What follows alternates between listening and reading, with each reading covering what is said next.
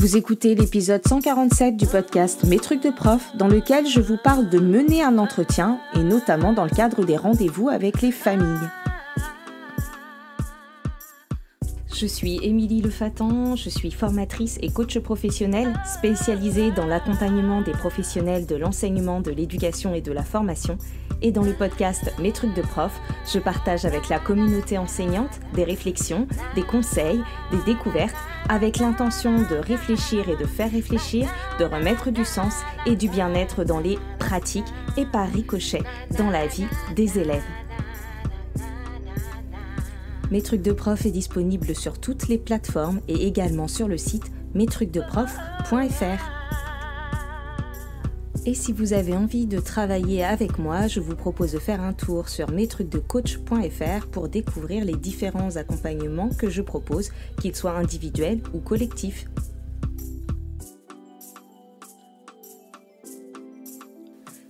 Avez-vous appris à mener des entretiens et est-ce que vous vous sentez à l'aise pour le faire ? Lorsqu'on est prof, il existe plusieurs situations dans lesquelles nous allons être amenés à mener des entretiens, que ce soit des entretiens avec les parents d'élèves, mais parfois aussi avec les collègues, avec nos directions, avec des formateurs, des formatrices ou avec des élèves.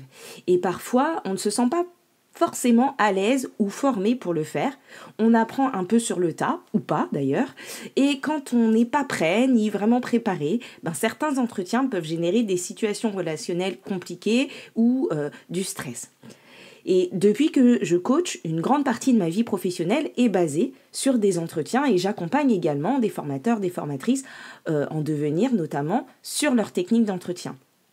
Il arrive également que dans certains coachings, j'accompagne des professeurs à préparer des entretiens avec des familles par exemple. Et donc dans cet épisode, je vous partage quelques points pour vous aider à mieux vivre, à mieux mener les différents entretiens professionnels. Et je vais me focaliser sur les rendez-vous avec les parents, mais vous verrez qu'il y a des invariants que vous pourrez transposer selon votre fonction, selon vos besoins, à des entretiens différents, que ce soit avec des entretiens avec les élèves, des collègues ou d'autres professionnels, avec vos stagiaires, vos apprenants, etc. Donc concernant les entretiens avec les parents d'élèves, ce sont pour nous des entretiens professionnels, avec des enjeux professionnels donc, même si parfois ils peuvent avoir un impact émotionnel sur nous. Mais pour les familles, ce sont des entretiens avec des professionnels, mais qui concernent ce qu'il y a de plus personnel pour eux. Et c'est vraiment important de garder en tête cette dissymétrie, parce qu'en dehors des règles élémentaires de politesse qui sont évidemment attendues, si adaptation il doit y avoir, c'est aux professionnels de devoir se montrer le plus flexible possible dans cette relation qui se veut en même temps d'être dissymétrique, horizontale.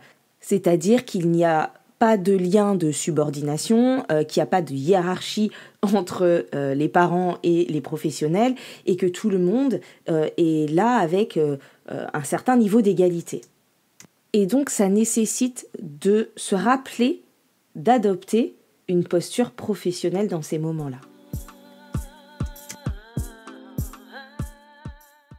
Un entretien, dans la mesure du possible, ça se prépare. Parfois par manque de temps ou peut-être de formation, on peut négliger cette partie. Pourtant, elle est importante pour pouvoir bien garder sa posture professionnelle. Ça ne prend pas forcément beaucoup de temps, ça va dépendre des entretiens, mais il y a des choses à clarifier pour soi en amont. La première des choses, c'est de définir l'objectif et l'intention, qui sont deux choses différentes ici. Comme pour vos séances, définir l'objectif de l'entretien est primordial parce que sans objectif, nous pouvons vite basculer dans une discussion ordinaire qui peut parfois durer des heures et de laquelle on ressort parfois sans avoir spécialement avancé.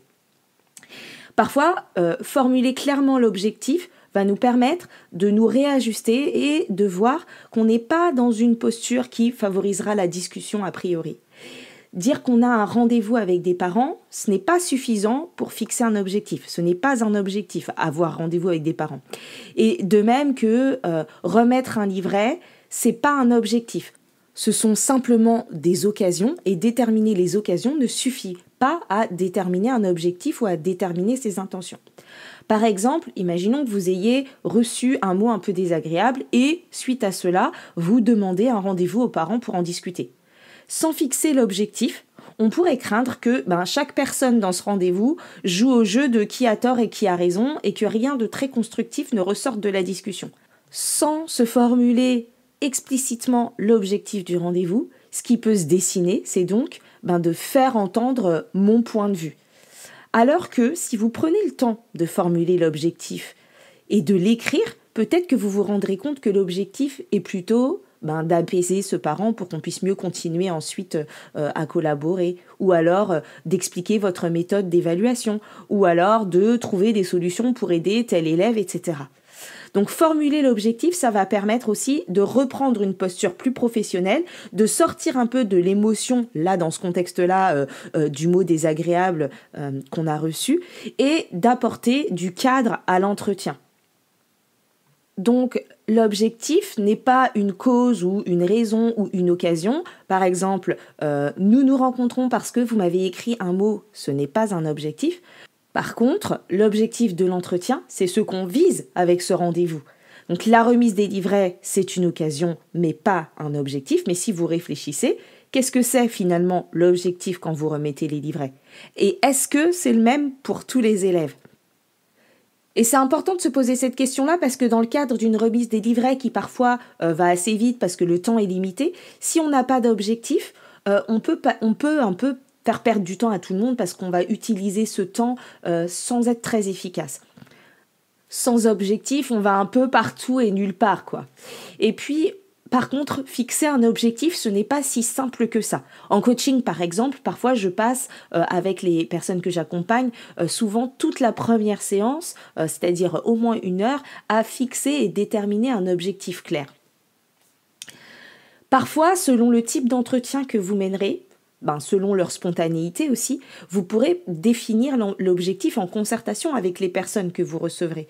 Par exemple, on pourrait très bien imaginer un rendez-vous de parents qui est plutôt sollicité par la famille ou bien fait spontanément un peu dans l'urgence sans qu'il soit préalablement prévu, suite à un événement dans la journée par exemple, où on n'a pas eu le temps de définir d'objectif au préalable ou alors où on ne l'a pas défini parce que ce n'est pas nous qui sollicitions l'objectif.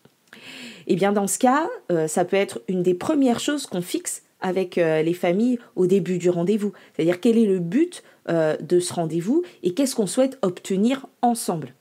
Et prendre le temps de fixer cet objectif ou de l'annoncer quand il a déjà été fixé, ça fait partie du cadre qu'on apporte au rendez-vous, à l'entretien, et ça fait partie de la posture professionnelle qu'on adopte. Quand on fait un entretien professionnel, et là je pense aux formateurs, formatrices, IEN, direction d'école, etc., on peut avoir parfois un objectif qui est plutôt institutionnel, qui relève un peu de l'occasion, comme j'en parlais tout à l'heure, un objectif qu'on a fixé au préalable, mais on peut aussi définir un objectif plus précis, un sous-objectif, avec la personne qu'on reçoit en entretien. Et ça, c'est aussi quelque chose qui devrait s'appliquer d'ailleurs aux réunions de travail. Quand on a l'impression qu'on passe notre temps en réunion et qu'on n'avance pas et qu'on ne sait pas où on va et qu'on en ressort, on ne sait pas trop ce qui s'est passé, c'est souvent qu'il n'y avait pas d'objectif prédéfini ou co-construit. Fin de l'aparté. Je vous disais aussi que je faisais une différence entre objectif et intention. C'est-à-dire qu'au-delà de l'objectif, qui est en gros ce qu'on vise pour l'issue de l'entretien ou ce qu'on veut atteindre, comme dans vos séances de classe, l'objectif, c'est ce sur quoi va idéalement aboutir l'entretien, ce qu'on va pouvoir en retirer, apprendre, etc. C'est les résultats, c'est la finalité. Et à la fin de notre entretien, on repartira avec, par exemple, trouver des solutions ou plus de clarté pour une situation, ou bien avec des pistes de résolution, des actions à mettre en place, etc. Et là, vous voyez que c'est assez transposable à n'importe quelle sorte d'entretien. Alors que l'intention, ça va être le choix que vous allez faire, le choix que vous faites pour l'autre. C'est ce que vous allez décider soit de dire, soit de faire ou d'être au cours de l'entretien pour permettre d'atteindre l'objectif. Donc ça peut être, l'intention, ça peut être un choix de posture, ça peut être une modalité d'entretien particulière, ça peut être aussi votre état d'esprit, ça peut être aussi une certaine énergie que vous avez envie de mettre dans cet entretien. L'intention, c'est un peu votre volonté. Donc l'intention que vous poserez sur un entretien va plutôt concerner le pendant, le déroulement de l'entretien, alors que l'objectif concernera plutôt l'issue. Par exemple, si l'objectif est de trouver des idées pour aider l'élève Maggie à se remobiliser dans sa scolarité, disons, eh bien peut-être que votre intention, ça va être d'être à l'écoute du point de vue des parents, ou de donner la parole à Maggie, ou encore de présenter une par une les compétences sur lesquelles vous souhaitez challenger ou accompagner Maggie. Peut-être aussi que vous aurez l'intention dans cet entretien-là de recréer du lien avec les parents, d'être à l'écoute, ou encore peut-être que vous avez l'intention de mettre vos préjugés de côté pour pouvoir modifier les relations, ou bien de faire preuve d'empathie, de fermeté, etc. Bref, vos intentions, ce sont ce que vous allez faire, être, incarner en tant que professionnel pendant l'entretien pour pouvoir atteindre l'objectif que vous êtes fixé pour cet entretien.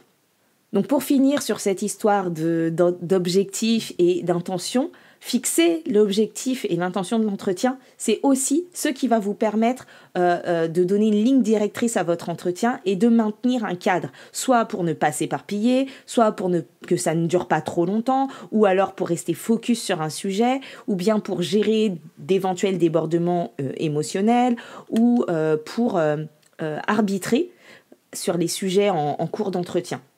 Bref, comme pour une mise en commun dans une classe, dans une séance par exemple, c'est parce qu'on sait où on va, qu'on a fixé l'objectif et qu'il est clair pour nous, qu'on va pouvoir hiérarchiser les propos, sélectionner ce qu'on veut et faire des petits arbitrages pertinents pendant la situation. Un autre élément utile pour ajuster sa posture professionnelle pendant un entretien, c'est de déterminer le type d'entretien, c'est-à-dire de quelle sorte d'entretien en termes de format et de visée il s'agit. Ça va avoir un impact sur votre posture et aussi sur le type de prise de parole pendant l'entretien. C'est donc un autre élément qui peut vous aider, en plus de l'objectif et de l'intention, à préparer l'entretien. On peut se demander si c'est un entretien informatif, c'est-à-dire qui a juste vocation à transmettre et donner des informations. Est-ce que c'est un entretien au contraire de prise d'informations, où on va aller collecter des informations, des données chez quelqu'un, ou bien est-ce que c'est un entretien de co-construction de solutions ou de résolution de problèmes, ou bien est-ce que c'est un entretien de recadrage, et attention là à qui on recadre l'enfant, pas souvent les parents, même si ça peut arriver hélas. Et puis, le type d'entretien, c'est aussi la façon dont vous pensez le mener, c'est-à-dire le type de directivité. Est-ce que ça va être plutôt directif ou plutôt non directif ? Un entretien directif, ça va être un entretien qui est basé sur un plan très précis, des questions, un peu à la manière d'une enquête ou d'un interrogatoire. Ou bien est-ce que c'est un entretien qu'on va qualifier de non directif et qui est complètement centré sur la personne qu'on reçoit, où on va être plutôt en posture d'écoute et de compréhension de l'autre, en intervenant le moins possible pour pouvoir laisser la personne s'exprimer? Ou bien est-ce que c'est une forme plutôt hybride qu'on va qualifier de semi-directif, avec un cadre et un plan plutôt déterminés, mais où la personne va quand même avoir l'espace de s'exprimer librement. Donc ça, c'est important aussi à définir et ça peut vous donner des indications sur votre manière de mener l'entretien. Une autre chose qui se prépare, c'est le contenu de l'entretien. Si c'est un entretien avec des parents, il va être important de préparer un minimum de données factuelles, comme des évaluations, des travaux ou cahiers d'élèves, etc. Parce qu'on a parfois l'impression de très bien connaître nos élèves, et quand vient le moment d'en parler, on ne sait plus quoi dire. Vous voyez, c'est un peu comme vous quand vous vous connaissez plutôt bien, je pense, et pourtant, quand soudainement quelqu'un vous demande de vous présenter ou de présenter votre parcours, c'est pas toujours facile, c'est pas toujours aisé, et tout le monde n'est pas capable de pitcher sans préparation. Pour les élèves, c'est pareil. Donc, quand on parle de nos élèves sans préparation, on peut se retrouver en mauvaise posture et donner des généralités, des banalités, et parfois beaucoup de jugements de valeur, mais rien de concret. Et même quand c'est du positif, dans le cas d'un élève sérieux, d'un élève agréable qui obtient de bons résultats par exemple, c'est pas forcément très constructif de ne pas être factuel. Bien sûr, un parent va toujours être content de savoir que son enfant est agréable et sérieux, mais parfois, en fait, on voudrait en savoir un peu plus. C'est-à-dire que on a besoin d'aller un peu plus loin et l'idée, c'est que vous puissiez parler des élèves en vous appuyant sur des compétences, sur les forces des élèves, sur des exemples concrets. Et c'est ce qui permettra en plus vraiment à l'élève de se saisir de vos commentaires, de les comprendre, de se les approprier pour pouvoir évoluer et progresser sans le mettre dans un état d'esprit fixe, qu'il s'agisse d'un élève avec des difficultés ou d'un élève plutôt en réussite. Et à ce sujet, si vous ne l'avez pas encore écouté, je vous invite vraiment à aller écouter l'épisode 67 sur l'état d'esprit de développement, parce que parfois ce qu'on dit aux élèves, ça les met dans un état d'esprit fixe, même quand c'est pour les féliciter. Donc, quel que soit l'élève, son niveau, son parcours, son profil, et quel que soit le contexte de l'entretien, préparez absolument des points d'appui, des points positifs sur les élèves pour vous appuyer dessus, même si a priori ce que vous avez à dire n'est pas que positif. C'est important de pouvoir partir de là et de pouvoir se positionner là-dedans et de montrer aux élèves aussi qu'on voit ce qui fonctionne et ce qui va. Donc efforcez-vous de faire ça. Et parfois, pour certains élèves, ça demande vraiment de la recherche et de la préparation. Donc c'est important de pouvoir le préparer en amont. Surtout quand vous êtes un peu fâché contre cet élève. Préparez également des éléments tangibles et factuels pour situer l'élève par rapport aux attentes, par exemple, etc.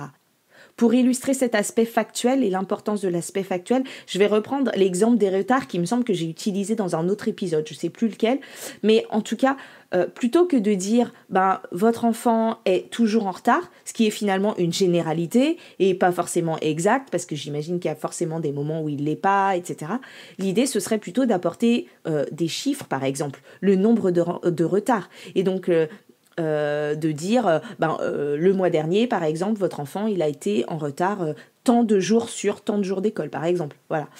Et plutôt que de dire aussi tel élève a beaucoup de retard dans les apprentissages, il s'agira d'exemplifier, de pouvoir dire, on attend d'un élève à ce stade de l'année ou à ce stade de sa scolarité d'être capable de faire tel et tel truc, et regardez, par exemple, ça c'est encore difficile pour elle, ou elle n'arrive pas à le faire sans aide, ou voilà. En tout cas, d'exemplifier. Et ça aussi, ça se prépare. On va pas forcément pouvoir se souvenir de tout comme ça sur le vif.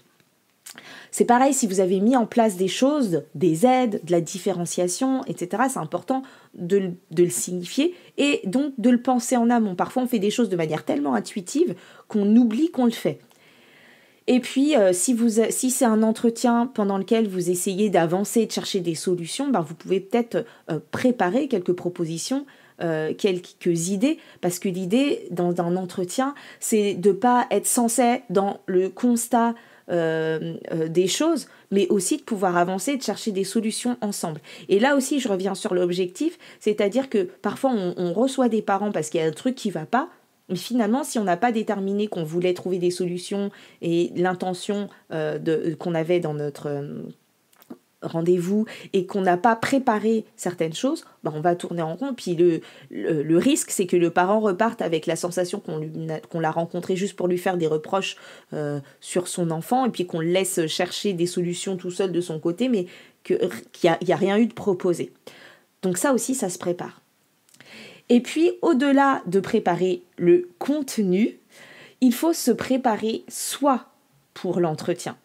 Ce que je veux dire par là, c'est qu'il faut se préparer en termes d'état d'esprit. Parce que la façon dont vous pensez à l'entretien, les mots avec lesquels vous l'évoquez pour vous-même ou pour les autres, la façon que vous avez d'aborder l'entretien, ça va avoir un impact sur votre manière de le mener ou de le subir. Donc c'est important de pouvoir travailler ça et avant, on va commencer par se sonder soi avant de commencer nos émotions, notre état d'esprit. L'idée, c'est de faire un point sur vos émotions. Quelles sont les pensées qui vous viennent à l'idée quand vous pensez à cet entretien? Quelles sont les émotions que ça génère? Et on peut aller aussi voir ce que nous indiquent ces émotions. Pourquoi je ressens ça?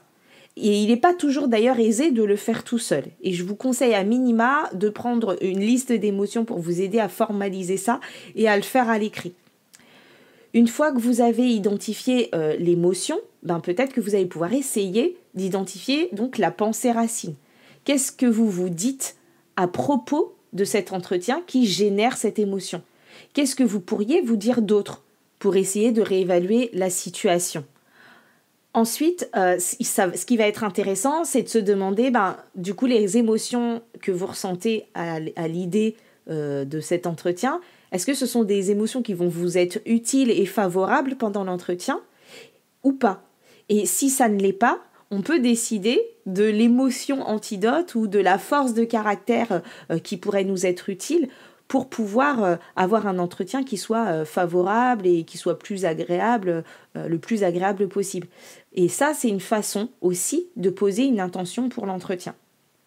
Un autre point utile pour se préparer à l'entretien, c'est de se mettre en empathie avec l'autre personne. D'essayer de se projeter et d'imaginer quelles peuvent être ses émotions, quels peuvent être ses besoins, qu'est-ce qui est important pour l'autre. Et dans le cadre d'un entretien avec les parents, et pour rester dans un élan professionnel de coéducation, il est parfois utile de se mettre à la place des parents et d'imaginer leur point de vue de parents. Et ça peut nous éviter de commettre quelques impairs. Notamment quand on doit annoncer certaines choses, c'est important de pouvoir se dire, ok, comment on reçoit ça quand on est parent? Voilà. Un autre point dont je voudrais vous parler, ce sont les positions de vie. Je crois que je les ai déjà évoquées dans d'autres épisodes et notamment dans l'épisode sur l'analyse transactionnelle. Les positions de vie, c'est un concept qui vient donc de l'analyse transactionnelle. Ce sont en gros des états d'esprit que nous adoptons lors de nos interactions avec les autres. Et donc, elles se résument en 4 positions. La première, c'est je suis OK et tu es OK. Donc, c'est la position idéale d'égalité, de communication, de respect mutuel.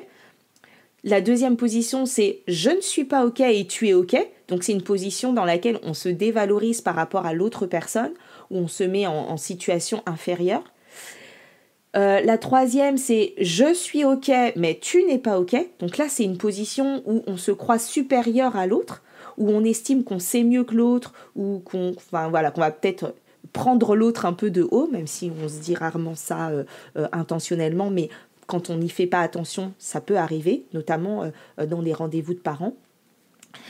Et la dernière situation, c'est je ne suis pas OK et tu n'es pas OK. Et donc, c'est une façon, une position de vie où on perçoit les relations de manière négative, où on se sent mal, l'autre se sent mal, on se sent pas légitime ou pas à l'aise dans la situation et l'autre aussi.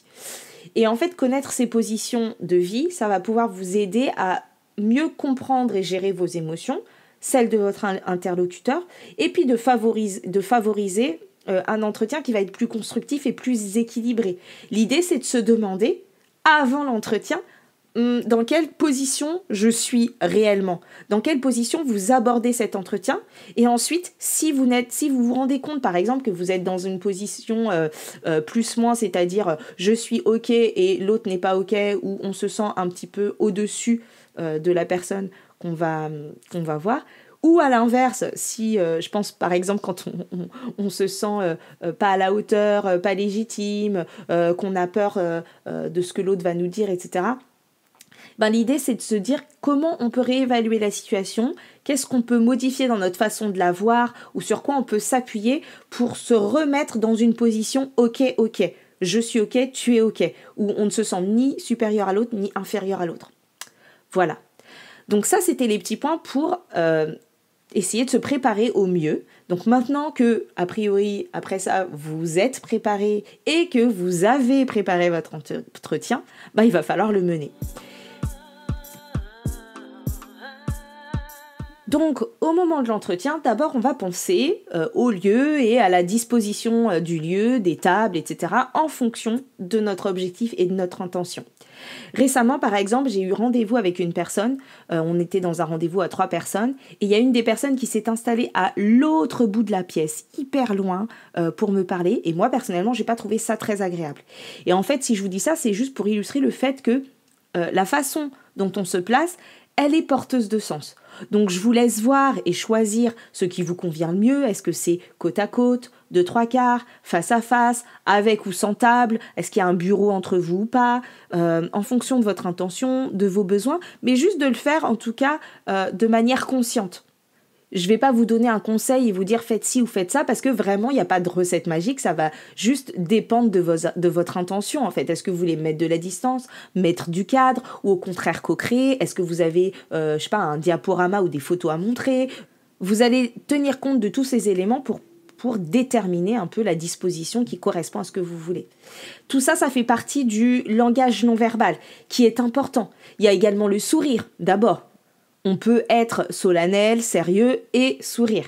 N'oubliez pas non plus que même si vous avez des choses désagréables à dire sur un élève, vous n'êtes pas en train de faire le procès des parents, mais vous travaillez avec eux, main dans la main, idéalement. Et si ce n'est pas encore le cas, vous êtes en train d'essayer de créer du lien parce que vous savez que c'est indispensable dans un esprit de coéducation. Donc évitez d'arriver le visage complètement fermé et de garder les bras croisés, les lèvres pincées pendant tout l'entretien. Et puis reconnectez-vous à l'objectif et à votre intention. Ça va vous aider aussi dans votre langage non verbal. Ensuite, il est important de soigner l'accueil. Même quand on veut poser du cadre, rien n'empêche d'être accueillant, d'être poli, de proposer un verre d'eau, une chaise à la bonne hauteur, un endroit pour poser ses affaires, etc. L'accueil, ça fait partie du cadre et de notre posture professionnelle.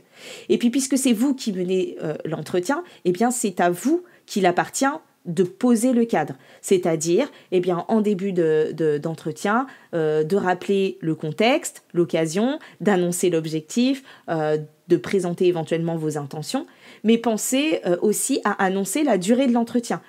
Parce que, comme je le disais tout à l'heure pour les objectifs, c'est quand on annonce le cadre, quand il est clair, qu'on s'autorise mieux à le poser. Donc, de cette manière-là, à la fin de l'entretien, quand vous verrez que la fin approche, eh ben, personne ne sera surpris si vous vous autorisez ou que vous vous obligez, si vous êtes bavard ou bavarde, à conclure. Et n'hésitez pas aussi à prendre vos notes de préparation pour ne rien oublier. C'est pas de la triche, au contraire, c'est très professionnel. C'est du professionnalisme que d'avoir préparé son entretien et de prendre ses notes pour ne pas oublier. Un autre point important quand vous allez mener l'entretien, c'est de donner la parole à l'autre, d'écouter, de synthétiser, de reformuler. Selon le type d'entretien, comme on a vu tout à l'heure, on donnera plus ou moins la parole à l'autre personne, mais en tout cas, on ne peut pas faire un entretien, notamment dans le cadre d'un entretien avec des familles, en étant dans un monologue complet. Soyez très attentifs, concentrés et surtout essayez de reformuler, d'écouter et de reformuler les propos ou de les synthétiser pour pouvoir être sûr d'avoir compris les mêmes choses. Et en plus, ça évite de s'enflammer sur la base d'un quiproquo. Et puis, ça contribue aussi à créer un climat de confiance et de coopération. C'est important de pouvoir poser des questions ouvertes. Et les parents ont aussi une connaissance de leur enfant qui peut nous aider. Donc, il ne faut pas hésiter à leur demander ce qui fonctionne à la maison, leur ressenti, ce qu'ils ont déjà mis en place. Et en plus, vous pourriez être surpris. Parfois, on imagine que rien n'est fait. Et en fait, quand on laisse la parole aux autres, on se rend compte que il y a des choses qui ont été mises en place qu'on n'imaginait pas, qu'on ne voit pas de l'école. Et ça permet aussi d'être un bon point d'appui justement quand on cherche des solutions ensemble. Un autre point pendant l'entretien, c'est d'être factuel et de s'appuyer sur le réel. Je vous en ai déjà parlé pour la préparation, mais c'est vraiment une attention à avoir pendant tout l'entretien, de faire attention à ce qu'on dit et d'être le plus factuel possible. Il peut être aussi intéressant de prendre des notes pendant l'entretien quand on peut, sans que ça rompe la communication. Mais voilà, n'hésitez pas à prendre des notes. Ça peut être aussi une belle façon de terminer un entretien, c'est-à-dire de formaliser les échanges et de chercher à garder une trace pour éventuellement faire un compte-rendu. Si des décisions ont été prises pendant l'entretien, c'est important à la fin de l'entretien de les redire et de les écrire, de pouvoir en garder une trace. Donc là, on arrive sur la conclusion de l'entretien. Et donc, pour conclure, on va pouvoir résumer les échanges, demander aussi aux personnes si elles sont satisfaites ou ce qu'elles ont envie de retenir de l'échange, comment elles en repartent. Et on peut aussi se donner une prochaine échéance pour éventuellement faire un bilan. Et puis, si vous n'avez pas pu prendre de notes pendant l'échange, je vous invite vraiment tout de suite après l'échange à prendre 2 petites minutes pour écrire pour vous ce que vous voulez en garder, ce qui a été dit, parce qu'on croit qu'on va s'en souvenir et en réalité on s'en souvient pas toujours. Donc si je récapitule tout ce que je vous ai dit là sur les entretiens avec les parents, mais qui peuvent facilement se transposer à d'autres types d'entretiens. Un entretien, ça se prépare dans son contenu. Il faut en clarifier les objectifs, il faut clarifier nos intentions et on peut aussi déterminer le type d'entretien, c'est-à-dire sa visée et le type de directivité de l'entretien. On va aussi préparer du contenu factuel, des données, des observables, même quand tout va bien. On va apporter du cadre en annonçant le temps, en pensant à l'accueil, à la disposition, en annonçant nos objectifs, en étant le plus explicite possible. Et puis, il est important, quel que soit le type d'entretien, d'écouter aussi l'autre, de reformuler les propos et de penser à conclure son entretien. Voilà, j'espère que cela vous aura apporté de quoi penser ou repenser certains points de vos entretiens avec les familles ou autres, et n'hésitez pas à me faire des retours. Et puis, que vous soyez professeur, directeur, directrice, formateur, formatrice ou autre, si vous souhaitez réfléchir et progresser sur votre technique d'entretien, ou si vous voulez vous préparer pour un entretien professionnel particulier, sachez que je peux vous accompagner en coaching, en mentoring ou bien vous former. Et si vous avez un besoin en ce sens, n'hésitez pas à me contacter sur metrucdecoach.fr/contact. La relation avec les familles est une des thématiques que j'aborde dans mon livre Gestion de classe, mode d'emploi, qui est paru aux éditions de l'Étudiant et qui est donc disponible en librairie. Merci pour votre écoute. Vous pouvez retrouver les autres épisodes du podcast sur metrucdeprof.fr ou sur les différentes plateformes d'écoute de podcast. Pensez à attribuer le maximum d'étoiles pour soutenir le podcast et le rendre plus visible quand c'est possible, notamment sur Apple Podcast ou sur Spotify. Vous pouvez me retrouver sur les réseaux sociaux, notamment sur Instagram, Facebook et LinkedIn. Et vous pouvez également me contacter via l'adresse mail contact@metrucdeprof.fr. Vos retours, vos commentaires, vos partages, vos questions sont vraiment précieux. Merci à toutes les personnes qui prennent le temps de m'écrire et d'échanger. Et si vous voulez recevoir du contenu supplémentaire 2 fois par mois, inscrivez-vous à ma newsletter sur metrucdecoach.fr/newsletter. Je vous retrouve bientôt pour un prochain épisode et d'ici là, prenez soin de vous. Bye bye.